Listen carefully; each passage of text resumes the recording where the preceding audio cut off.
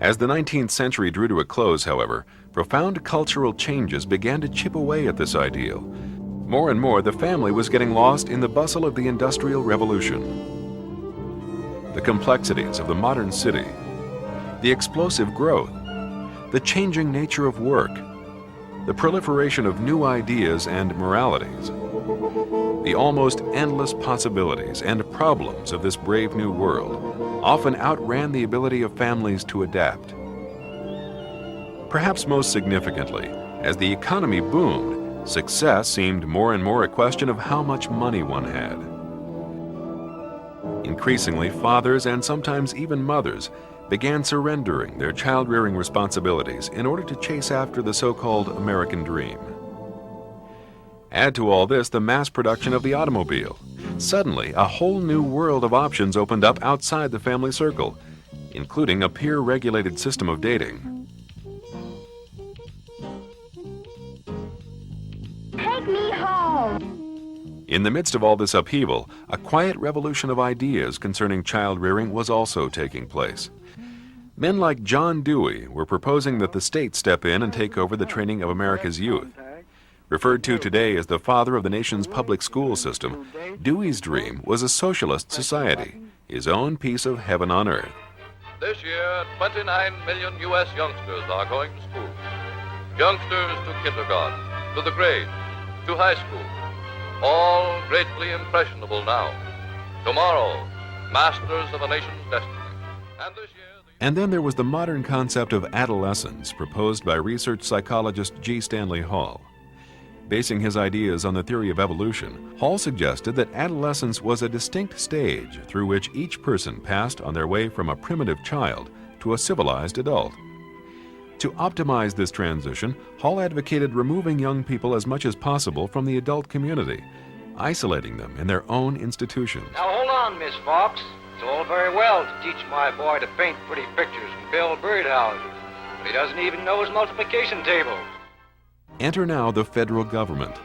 Flush with the new power to tax and the dream of a bureaucrat-sponsored utopia, law and policymakers set about addressing the unique challenges of the modern era. High on their list of priorities were the special needs of America's youth. Child labor laws were passed, and longer schooling was required. Gradually, top-down, state-run schools became the rule of the day. The perfect laboratory for testing Dewey's and Hall's theories had become a reality. The era of the isolated adolescent had begun. The book Dancing in the Dark captures the essence of this critical moment in modern history. In the 20th century, adolescence became less a time to prepare for adulthood than an attempt to delay or prevent it. It created a self-contained world in which prolonged immaturity could sustain itself. The new ideology of adolescence made possible a new youth community with a powerful influence that could surpass any outside influence on its members' lives. Though perhaps well-intentioned, the problem with this new ideology was its denial of biblical principles. God never intended for young people to live in a self-contained world and learn about life from one another. No matter how powerful this new adolescent subculture seemed on the surface, without the discipline of parental wisdom, it was and is doomed. How do I know? Well, read the owner's manual. Proverbs tells us that the glory of a young person is their strength. This vitality, this willingness to take on the world, to challenge the status quo, to take risks, is among the most valuable and glorious characteristics of youth. God loves it and loves to make use of it. Jesus' disciples were young, and it was a teenage David that God sent to confront Goliath. But this strength is only one part of the overall picture. The proverb goes on to say that the splendor of an old man is his gray head, a metaphor for wisdom. Few things in life are more effective in gaining wisdom than fearing God and then simply living, bearing up under the trials of life. So while it may have been a young David that God used to slay Goliath, it was an older and wiser David that God sent to command the armies of Israel. And herein lies the balance and the wisdom of God, the strength of youth married to the wisdom of age. And this is why the family is the most basic unit of the kingdom of God, why the first 8 chapters of Proverbs are filled with fervent pleas to learn wisdom from our parents, and why God wrote by His own hand the first commandment that deals with interpersonal relationships. Honor your father and mother. Tragically, the social experiment developed by men like Dewey and Hall ignored this truth and struck a tremendous blow against the already crumbling bulwark of the American family. But another, even more devastating blow was to follow. So don't hide your head from the shocking fact. The teenage party, where anything goes for a thrill. Nature abhors a vacuum. As parental influence declined, something had to step in and help young people make sense of the world. They needed a voice, a cultural identity, something that had an aura of power and authority they could call their own. In the early 1950s, they found it. I heard the news, there's good rockin' tonight. It's not like the revolution was planned. It just so happened that as the century progressed, as the youth subculture got bigger, richer, and more defined, the technology for recording and broadcasting sound was also coming into its own. Like any business, its leaders were looking for a product and a market that would secure their fortunes. Hey, Steve, we must be out of our cotton-picking mind. We should be getting some sleep instead of coming here. Maybe so. But something's getting these people out of their houses. I'm going to find out what it is. Enter rock and roll. The youth subculture had found its voice, a collective experience that served to both reinforce as well as shape their view of the world. Rock and roll is cool, Daddy, and you know it. Musicians became symbols of power as well as role models, filling in for the fathers who were either not around or who were being crowded out by the anti-adult bias beginning to simmer beneath the surface of youth culture. Junior was suddenly more likely to want to be like Elvis than like dear old Dad.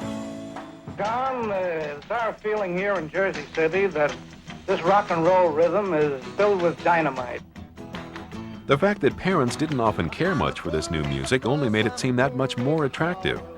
Traditional values were becoming increasingly uncool. Of course, it's not like the West had never seen a cultural shift along generational lines before. Styles change, tastes evolve, and every generation needs to find its own voice. But never had the glue of family grown so weak. Never had technologies existed that could broadcast so many ideas and temptations over such great distances, and do it immediately. Hi, everybody. How you all? This is yours truly, Alan Freed, welcoming you to the Big Beat once again. As the decade progressed, another suitor began to court the youth audience. Hollywood had suffered a decline in movie revenues as a result of television, and had begun scrambling to fill seats. Market research found that not only were the baby boomers booming in numbers, they also had more money than ever before, a lot more. Youth-oriented films began to come off the assembly line at ever-increasing rates, provoking one industry executive to complain, "Teenage tastes are exerting a tyranny over the industry. It's getting so show business is just one big puberty rite." I mean, you realize who goes to see movies. 80% of them are between the ages of 12 and 22. Now, you know what kids like? What? Well, this may sound silly to you, but kids go completely ape if you do three things in a picture. Defy authority, destroy property, and take people's clothes off. Gradually, this tyranny spread to television as well. Increased competition, most notably during the expansion of cable in the late 80s, began to redirect industry attention to a teenage audience that watched 30-plus hours of TV a week and had over $75 billion a year to spend. Perhaps even more significantly, studies also showed that young people were much more susceptible to the appeals of advertising. As a result, even though a show like Murder, She Wrote could deliver a larger audience share than Beverly Hills 90210, a 30-second ad on the latter was worth some $30,000 more, simply because it could deliver a more vulnerable audience. As ABC research whiz Alan Wurtzel told TV Guide in 1992, "We're going for the young market for the same reason Willie Sutton robbed banks. That's where the money is." As we close out this century, the powerful symbiotic relationship between youth culture and the entertainment industry shows no signs of abating. Today, the average teen spends less than 1 hour a week learning from his or her father, but spends 40 hours and $30 a week on entertainment. Total expendable income is approaching $100 billion a year, and the entertainment industry, for the most part, has shown a willingness to do whatever it has to get that money. And it's here where our story begins to turn into a nightmare. As the 1950s began, most parents viewed the love affair between youth culture and the electronic media as little more than a nuisance. After all, most kids were still decent enough, and the entertainment, when they bothered to check it out, seemed fairly harmless. Perhaps more importantly, for busy parents in a busy world, the occasional negative element seemed a small price to pay for something that kept the kids occupied. And so, amid all the prosperity and freedom of the modern era, a slow chain reaction began to take place.